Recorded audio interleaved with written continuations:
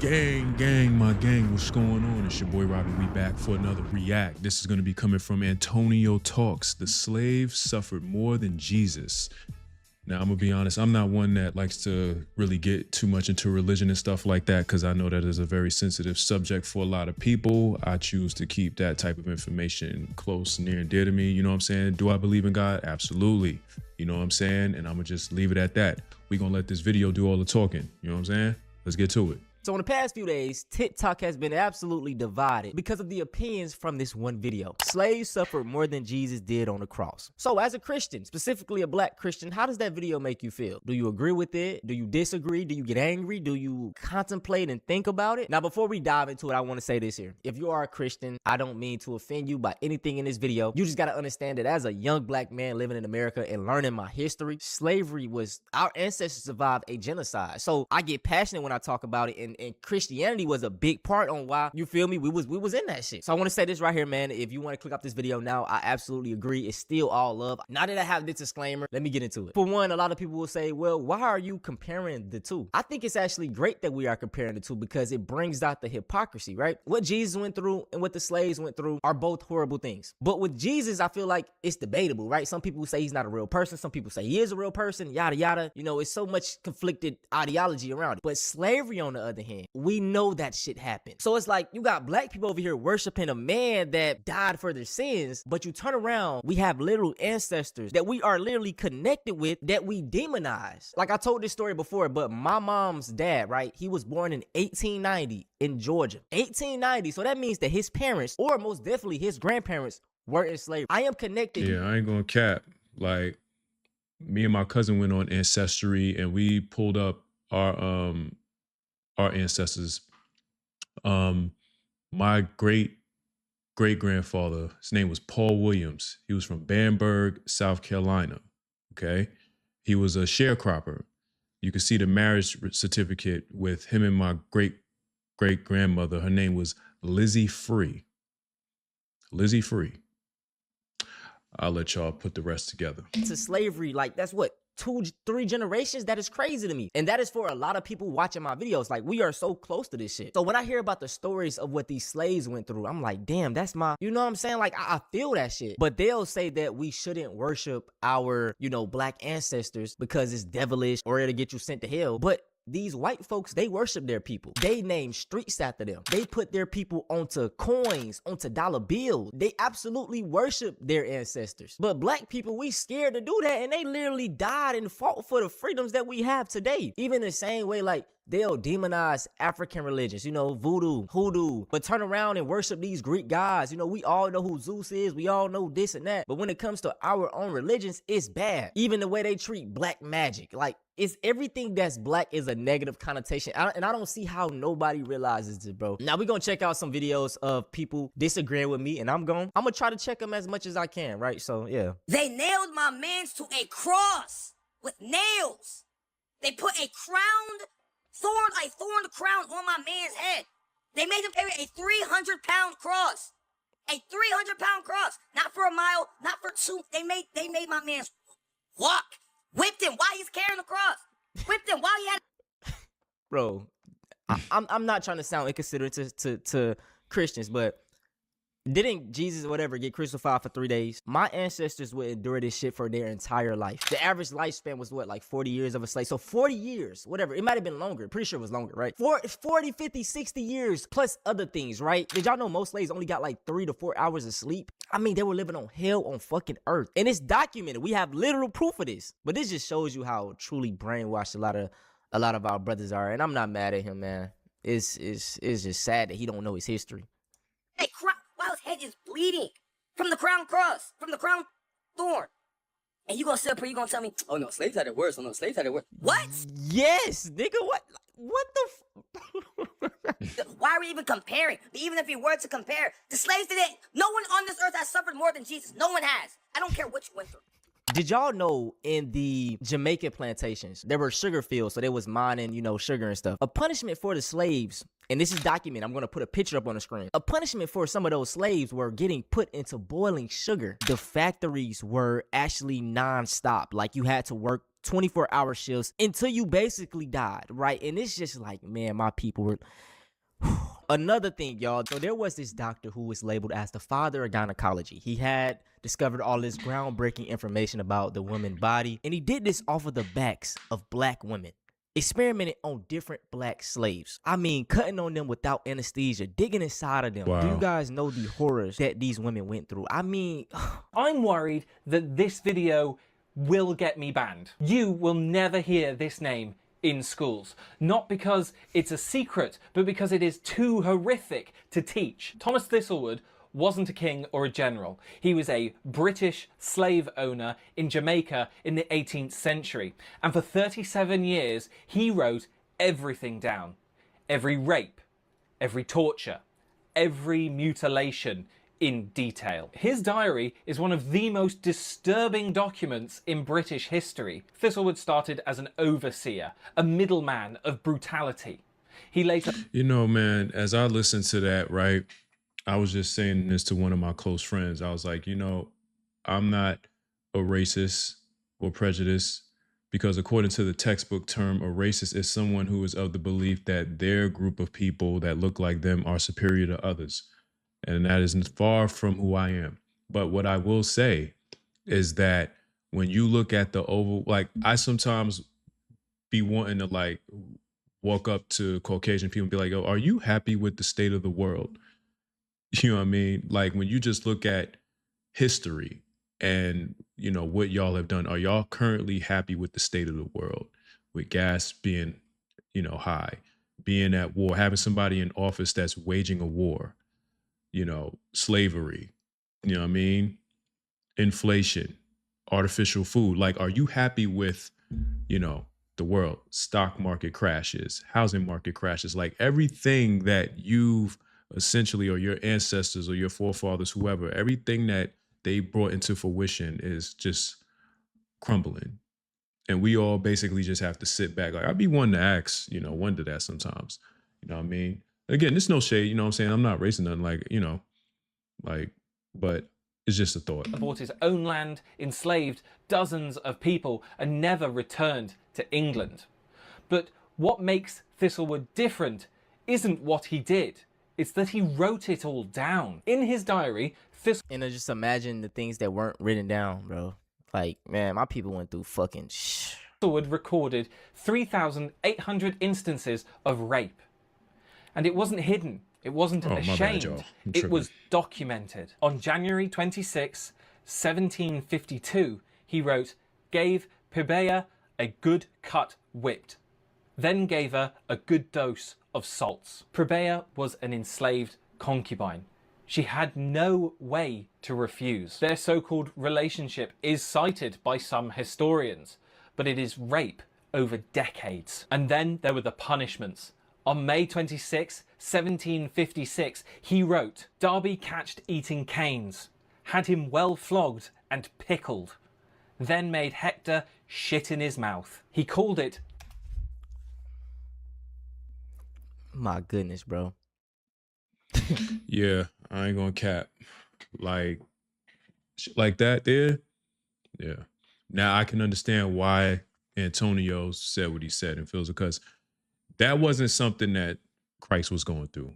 Jesus was not going through that at the most. Yeah, he had his hands and his feet nailed together.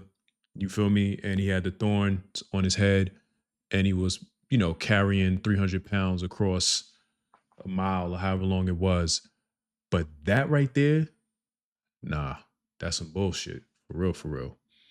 I'm telling you, we been through some shit, man. He, like he said, Man, y'all don't. This is what I mean, bro. Just learning shit like this it makes you be like, damn, we went through all this shit with no type of forgiveness. The man said he whipped him, flogged him, then made another slave.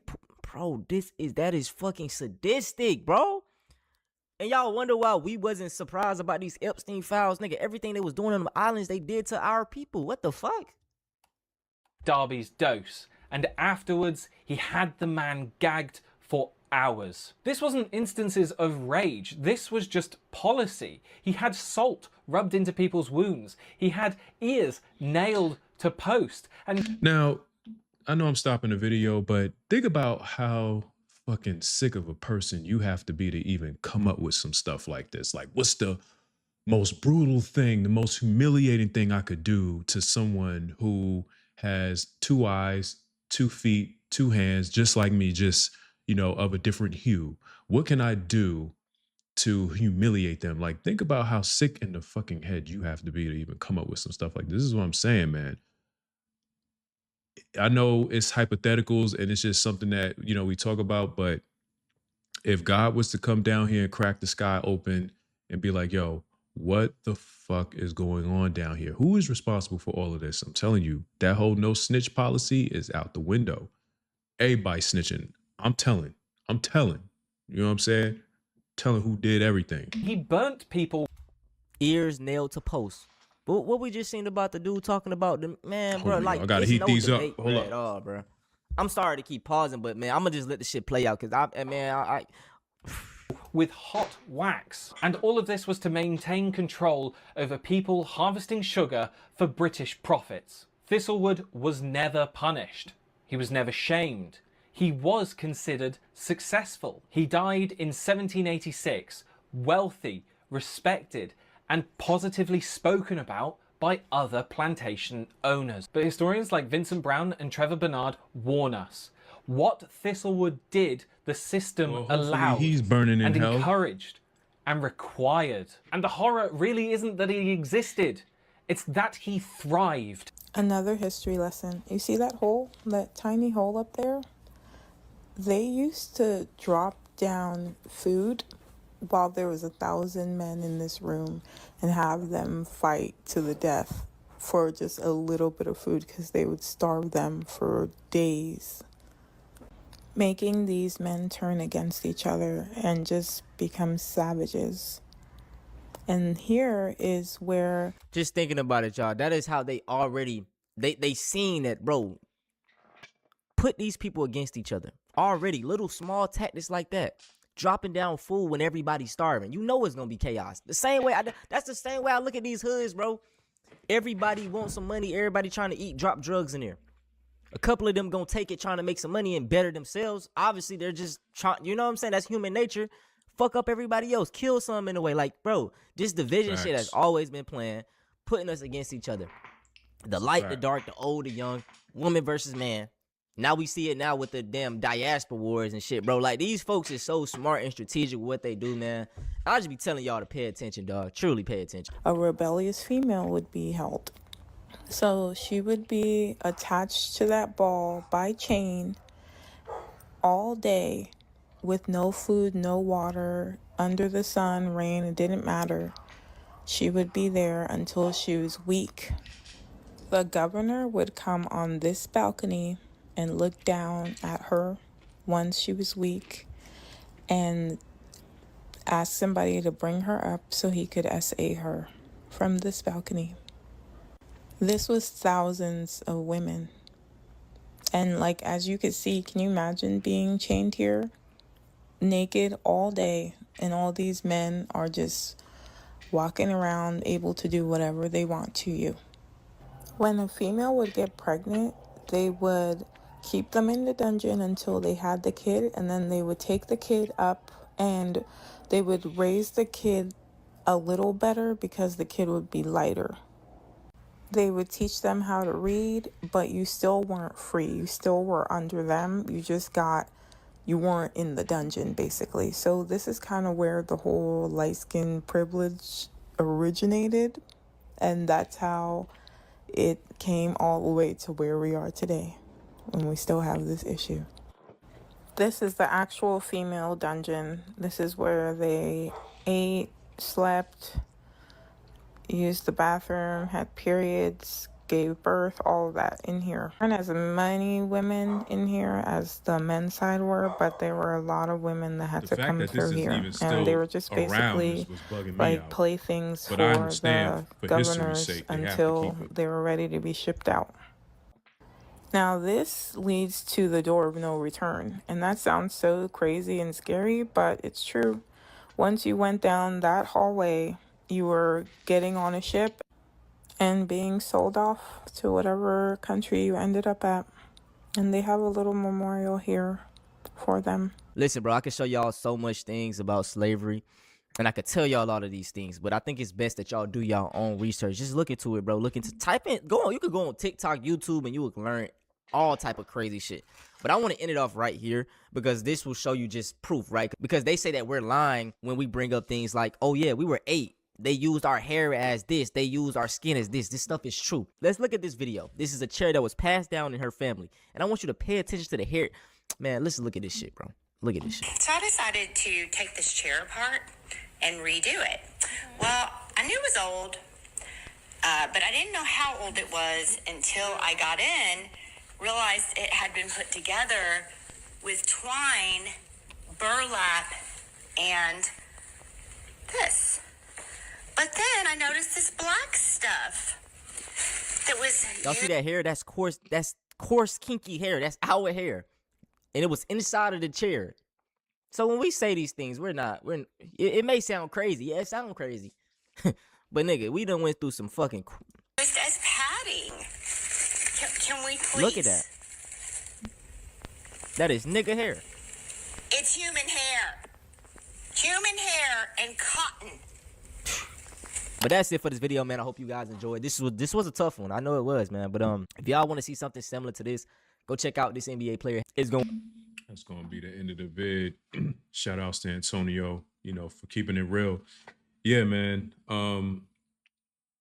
Slavery was definitely, it's still something that is talked about today, and we are still actually feeling the effects of that, post-traumatic slave disorder and all of those other things, just how we move, the whole idea of, people who are of a different ethnicity are better. Like, even when you as a African American start to make money, the first thing you want to do is move out of your neighborhood. You want to move away from your people because I can't stay where I'm from because there's a lot of people that don't have, and they're going to take what I have.